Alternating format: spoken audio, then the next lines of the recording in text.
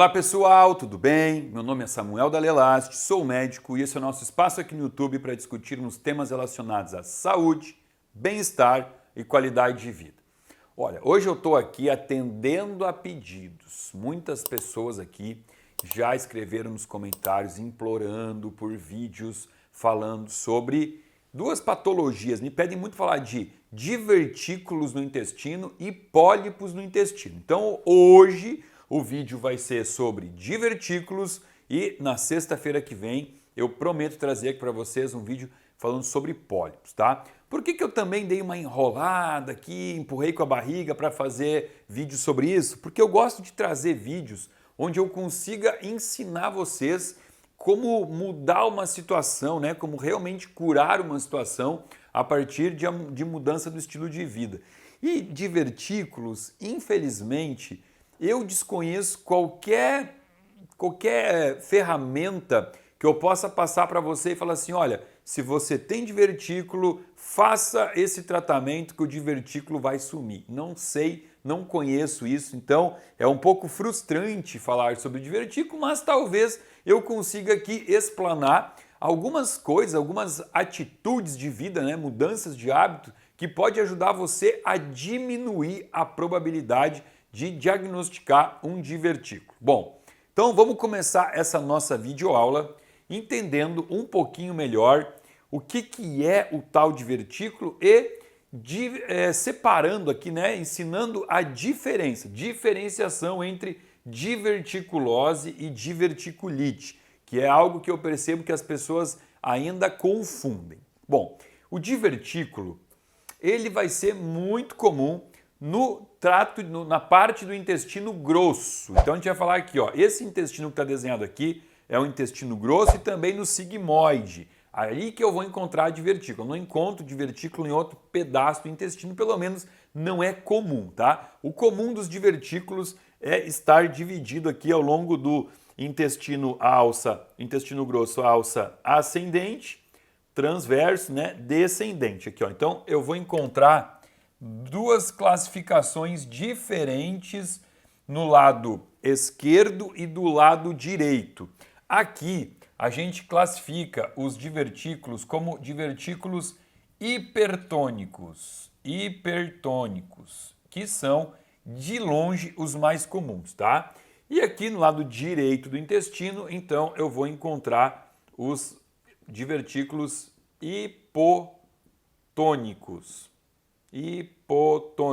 Bom, o que isso quer dizer? Vamos lá. Primeiro vamos desenhar aqui, ó, e entender. Eu vou até apagar isso daqui, ó, e vou desenhar só um pedaço do intestino, só um pedacinho aqui, para que fique bem grande. Quem não está vendo isso na TV, né? Quem está vendo isso no celular, a tela está pequena. Então aqui, ó, isso aqui sendo o intestino, o que seria o divertículo? Seria um enfraquecimento dessa musculatura aqui da parede, permitindo que ocorra uma hérnia. O divertículo nada mais é do que uma hérnia.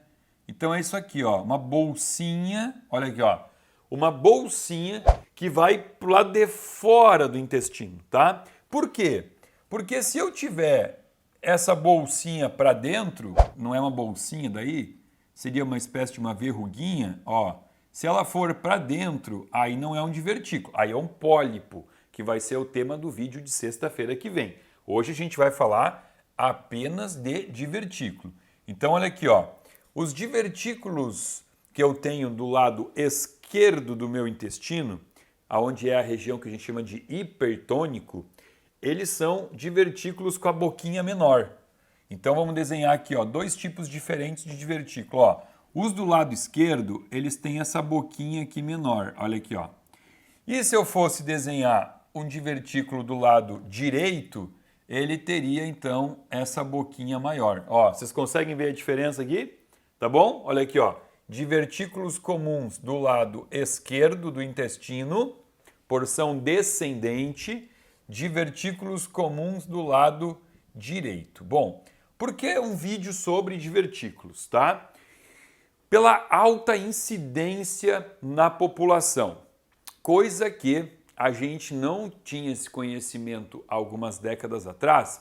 Porque a colonoscopia não era um exame tão feito, né? Não era indicado, se fazia muita colonoscopia em pacientes que tinham o sintoma.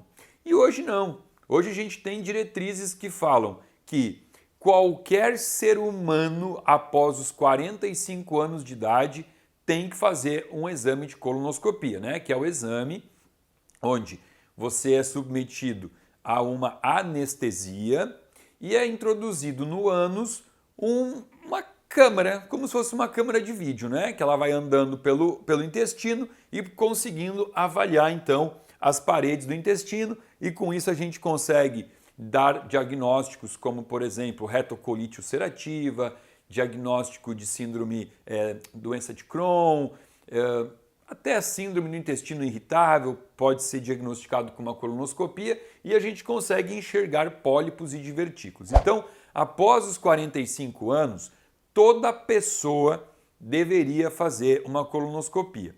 Agora, pessoas que têm na família histórico de câncer de intestino deve fazer o exame de colonoscopia aos 40 anos, então 5 anos antes. Então, hoje, com uma diretriz trazendo então a necessidade, a importância de fazer esse exame de forma preventiva, nós conseguimos ter uma noção muito maior, uma amostra muito maior da população, e a gente sabe que a partir dos 60 anos de idade, mais da metade da população, olha só, mais da metade da população irá apresentar divertículo, tá?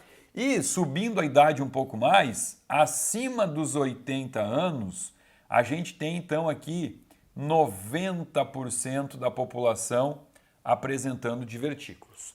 Então, um dos principais fatores de risco para desenvolver o divertículo é simplesmente a idade, né? É o envelhecer. Porém, vocês que me conhecem aqui sabem que eu não gosto muito de trazer uma informação assim, né? Por exemplo, olha, envelhecer é igual a aceitar divertículos no intestino. Não gosto dessa aceitação como uma normalidade, tá? Embora seja comum, eu não gosto de dizer que isso é normal. Por quê?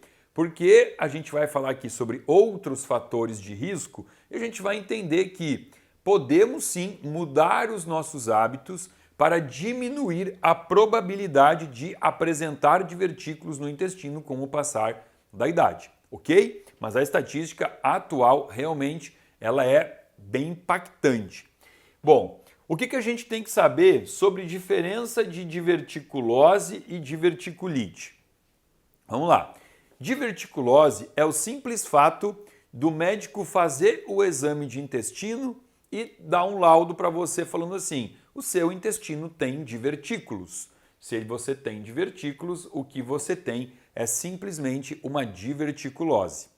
Bom, porém, esses divertículos, esses divertículos, eles podem inflamar, infeccionar, e aí a gente vai ter a famosa diverticulite, tá? Então, ó, diverticulite tem que ter processo inflamatório. Diverticulose, vida que segue, o paciente, via de regra, ele não vai ter sintoma nenhum, né? Inclusive aqui é importante entender qual é o principal sintoma da diverticulose, ou seja, da presença de divertículo.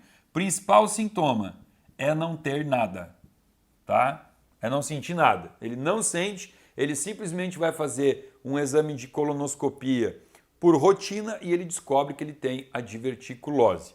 Bom, porém, quando a gente lê livros de gastroenterologia, a gente analisa lá que os autores trazem essa informação, que a maioria é sem sintoma, e eles também trazem que alguns pacientes podem ter sintomas, né?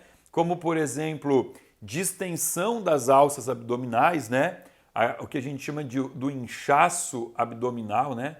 A barriga inchada, então inchaço de abdômen.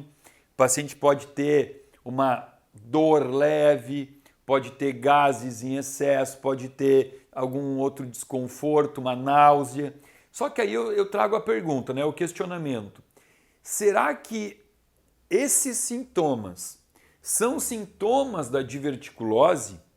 Ou será que são sintomas de uma desordem digestiva e que essa desordem digestiva trouxe a diverticulose? Na minha cabeça, isso é mais. A segunda opção é a mais plausível, né? Que o paciente tem, então, alguma desbiose intestinal, tem algum problema digestivo, de enzimas, isso traz um desconforto intestinal e por isso ele desenvolveu a diverticulose, mas não que estes sintomas são causados por diverticulose, tá? Agora, aqui não.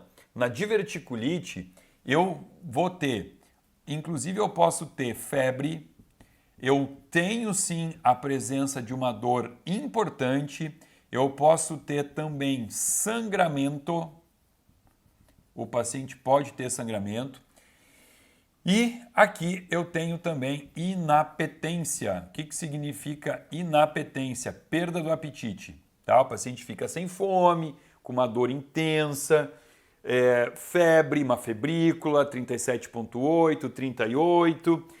E aqui, ó, a gente trata muitas vezes, vamos dizer assim, algo em torno de 85 a 90% das vezes, a gente trata sem ter que chegar no extremo da cirurgia, tá? Porque alguns pacientes, eles chegam a necessitar cirurgia para tirar um pedaço do intestino. Um pedaço lá de 20, 30, 40 centímetros do intestino.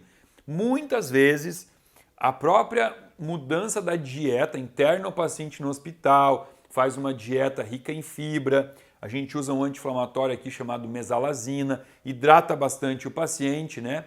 E talvez tenha que dar até um antibiótico para o paciente e a gente consegue aqui então resolver a diverticulite e aí a diverticulite volta a ficar somente sobre um aspecto de diverticulose. E esse paciente ele pode de novo ter um episódio de diverticulite.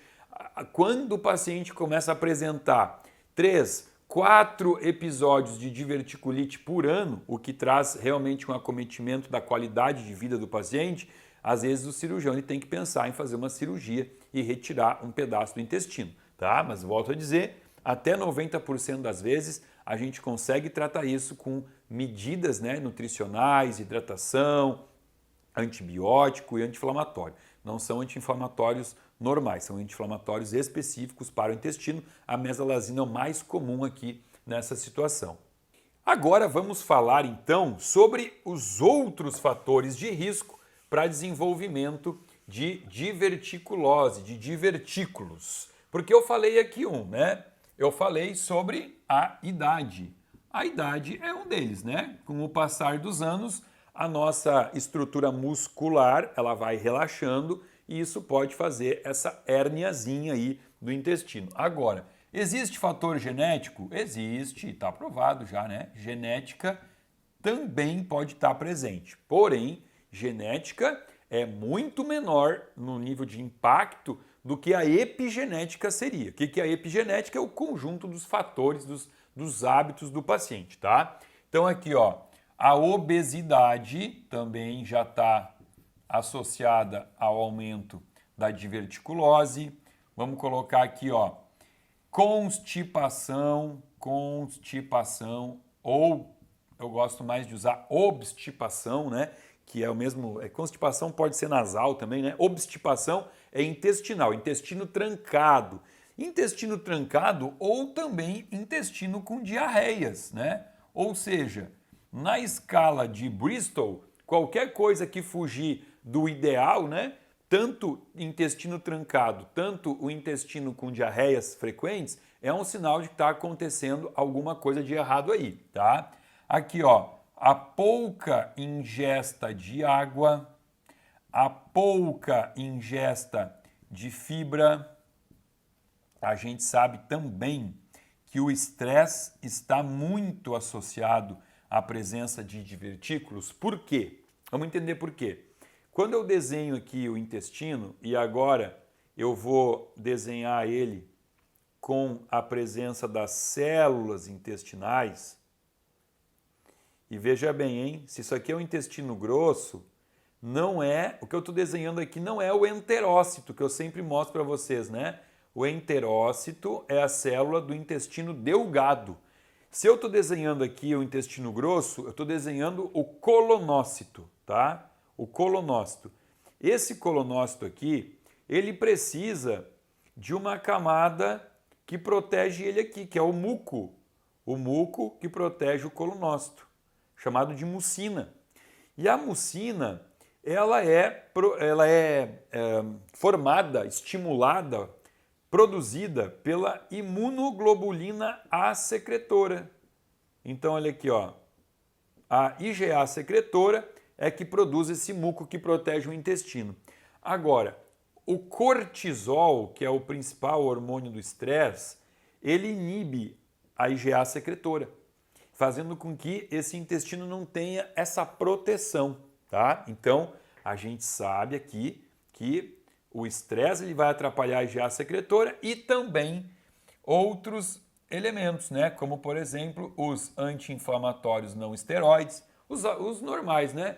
Ibuprofeno, diclofenaco, todos os anti-inflamatórios vendidos aí em farmácia, eles podem ajudar a inibir a camada IgA secretora, são perigosos para isso, antibióticos também, corticoides também e os famosos inibidores da bomba de prótons, que são o quê? Omeprazol, lansoprazol, pantoprazol, esomeprazol, todos esses remédios, eles podem então inibir a camada IgA secretora e fazer com que o intestino fique mais vulnerável, não somente a divertículos, tá? Pólipos também, mas isso a gente vai falar na sexta-feira que vem. Então, olha quanto fator de risco aqui a gente já colocou no quadro para aumentar a probabilidade de desenvolver divertículos. Por isso que é tão comum, né? Porque isso aqui é o dia a dia das pessoas, né? 62% da população mundial está acima do peso,